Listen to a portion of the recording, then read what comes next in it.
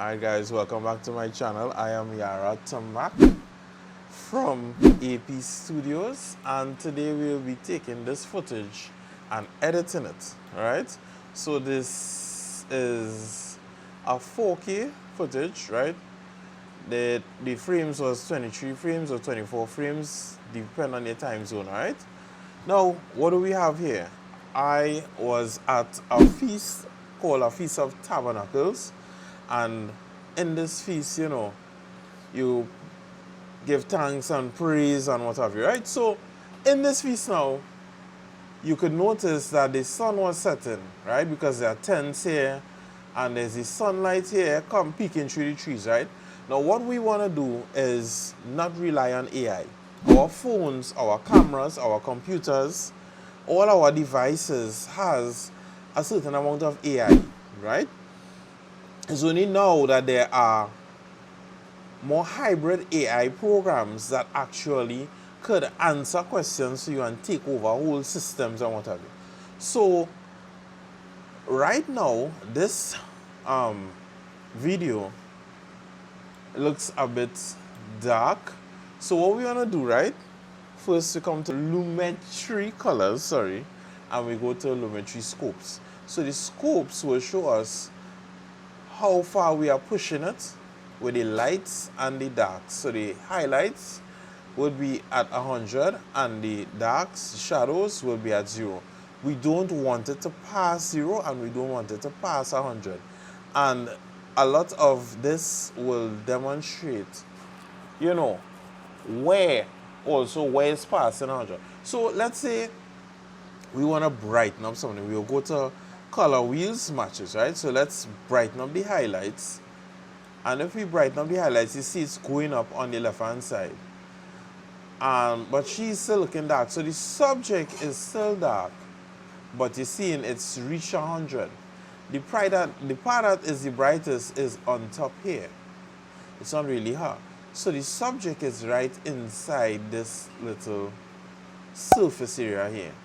And the back here is the surroundings here. You understand? To undo, you press Ctrl and Z. So what I don't do, I don't paste all the settings on the clip. We could go on an adjustment layer. Alright? And from there now, we could add all our settings here. So what we want to do is decrease the midtones, right? So she get a little darker, and carry up the highlights, right? And we could add some saturation because this was shot in Cine 3 or Cine 4? Cine 4, right? It's a Sony setting. It was shot on a Sony A7 III, right? Now, so I'll bump up the saturation to 120. So if I hit before and after, you see already there's change. So what we want to do is take our time and layer upon layer, add different effects and change up the settings to match us and what we want to see and what we knew that was happening right there. So again, now come here now, and I'm using the lumetri color. Under the basic color correction, I'll carry up the contrast a tad bit, and I'm watching lumetri scopes, right? Then I'll carry down the highlights to balance off the picture, but it's getting pretty dark, so why not carry up the shadows? So it is a constant playing with lights and shadows. Also in the curves, same thing, lights and shadows, but the curve was start at the middle. Right? Now, mistake I make, always make sure that the light is on here. So this is too bright. So we carry it up, right? That's a bit too bright. We could bring down some in the shadows here, and we notice she comes more in focus. But it looks too muddy, right? So we fix that there. Now that looks good to me, right? What we also want to do is sometimes playing with lights and shadows may be a tad tedious, and you could have something called LUTs, right? So when it is you have LUTs, wherever you saved it, you look for your LUTs and add your LUTs to the footage. LUTs is like a color grade. It's not color correction, it's color grade. So we did color correction first, and we could also do some more. So my favorite one is Coda Killer, and I purchased this from Peter McKinnon, right? And now we see there's a lot more color in the photo, in the video. However, a lot of colors have changed, so we don't want 100% change on the colors. So we go to effect controls on this layer that we place it on, and we start from opacity being 0, and we slowly watch the video clip and carry up the opacity slowly, and we will see where we want it. So 100, 0, right? So I want it like about 75 works for me, before and after. Now, the more adjustment layers you put on is the more confusing it gets. So what I'll advise to do is rename your adjustment layer. So this one will be color grade. This one will be color correction, or we could name it color wheels, because we use the color wheels to adjust the colors, right? And this one in the middle here could be basic correction, because I'm naming it after the settings tab we use here. So basic correction. So more or less you'll have an idea of what you're working with in these areas, all right? So let's go straight to the beginning. This is the clip we had. We use the color wheel. Always have on the lumetri scopes. Then we use the basic color correction. And then we use the color grade. Now we're getting where we want. But this picture, this video has too much light and it's not clear, right?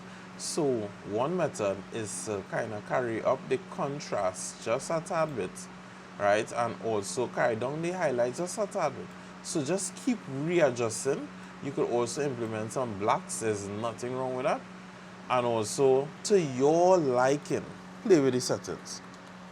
So again, I put a little more saturation once again, because of me shooting outdoors, and the outdoor area, there was smoke, there was haze, you name it. So the photo wasn't as clear. So with smoke and haze, it also adds to your LUT, which makes it even more gray. All right, before and after. Now what I'll do though that I really like, and it's bothering me right now, I make bars, right? Not music bars, right? I make bars. So I make a color matte layer, and I hold Alt and drag once and then release, and I choose crop. I have the crop settings here already saved to the top, and that's 95% at the bottom, and for the bottom 95% at the top. So it gives you those bars over there. That gives your work a much more professional finish. Be mindful it cuts out part of the scenery, so if you want, you could drag down the footage like so, right? To get that little sunlight. Now, I will drag down here and make more room on the top, because we are not finished editing, all right? What do I mean by that? I want her in more focus. So I put an adjustment layer, stretch it out to the size of the clip, right? Don't forget to hit Control and S to save your work as you go along, right? This adjustment layer now is to bring out the subject more, right? And this is a simple adjustment layer. So what you will do, you'll go to Gaussian blur. I have some settings here already, right? But we could start from the beginning with this, add the Gaussian blur, and hit the Gaussian blur like about 35. And what you notice, the entire clip is blurred out. And because the entire clip is blurred out, right, we don't want the edges pixelated, right? So repeat edge pixels, and we'll take off that line there, right? Once you do that now, we want to go by opacity and click on the clipping mask, right? And it creates a circle here. So we want to create a little circle. This is a little fast. Normally, I'll pass it through After Effects and use rotoscoping, or I would actually make a physical mask around her and track it, right? But what we could do as a shortcut is also feather it to like about 250%, and that looks good to me. So now we have this blurred effect on the image, right? But it's blurring the subject. So to reverse this and put it on the background and not the subject, we will have to click on invert. Now the subject is not blurred, but it enhances the blur that came with the camera lens at the 1.8 aperture, right? I use the Zeiss 55mm 1.8 to record this clip, right? Zeiss already gives you beautiful colors, and also Premiere Pro with the AI and, you know, editing, you can stretch the clip more and more. So now we have this right here, before and after. So you can notice this part of the clip is not moving, right? When we click before and after, because that's where the blur effect hits, right? Now, we could actually turn up the saturation just a tad more, right? Because it's not affecting our subject, it's affecting the background, right? And add a little bit of some warmer tones. So yellow is warm and blue is cold, right? So you get a cold feeling with blue and a warm feeling with yellow. So what we want to do is just warm it up a tad bit, and there you have that nice sunset feel that was actually happening. There was sunset into night, and there are no street lights where we were. So it was almost completely dark by the time I recorded and reached somewhere down here, right? Now I'm going on the subject, I'm putting another layer mask, and this time we are going to focus on the subject. So we're going to turn the lighting up. Let's look at the lumetri scopes, and we already know that the subject is in the center here. So that's what we're watching for. So we turn in the lumetri up, the highlights up, bringing down the mid-tones, all right? Bring it a little lower than usual, and now carry up the shadows, all right? Go to basic, and we're focusing on her, not the background, right? And warm it up a little bit, right?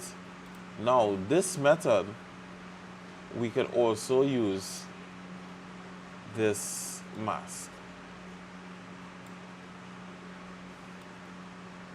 So what we are doing is making sure that the subject is in focus at all times. Anything else other than the main subject can be blurred as much as possible, or not, simply not in focus. And there you have it. So before and after. So the subject, there's a light on her, right? Now we could go back to the settings from before, on the layer mask from before with the environment, and we could actually go to lumetri colors, lumetri scopes, and carry down the midtones a tad bit, right? And being cautious not to reach the 0 mark here. So now it gives that effect of the subject being totally in focus. The background is blurred beautifully, right? At 35%, before and after. Background is blurred, and you have the sunset there, and it's looking beautiful, right?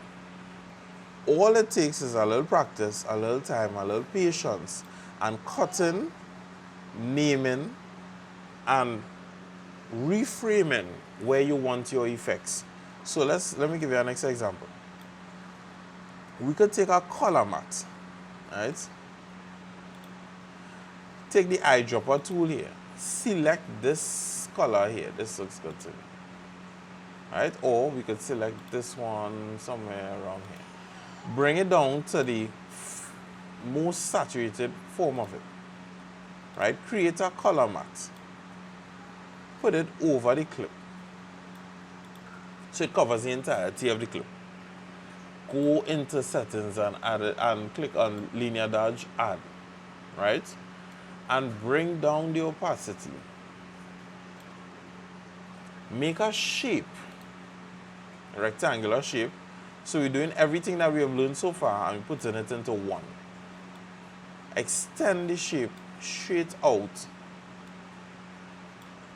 to the ends of the photo. So we're doing this for the environment, right? To make the trees and the leaves look ever more beautiful.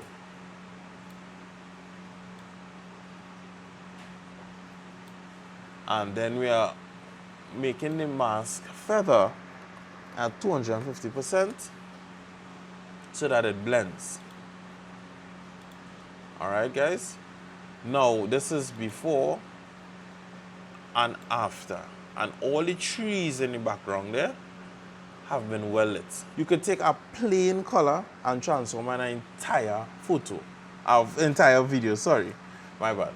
Don't feel limited by the camera you have. You could have a phone camera, you could have a $20,000 camera, or you could have a normal camera like I have, a A7 III camera that is considered outdated in certain countries. But it doesn't matter what it is, they say about your gears. Use your gears. Learn more about your gears, learn more about lighting, learn more about audio, learn more about your editing program. And you will combine all the knowledge you know and create a better product for yourself. So this is with everything off. This is the before. And this is the after.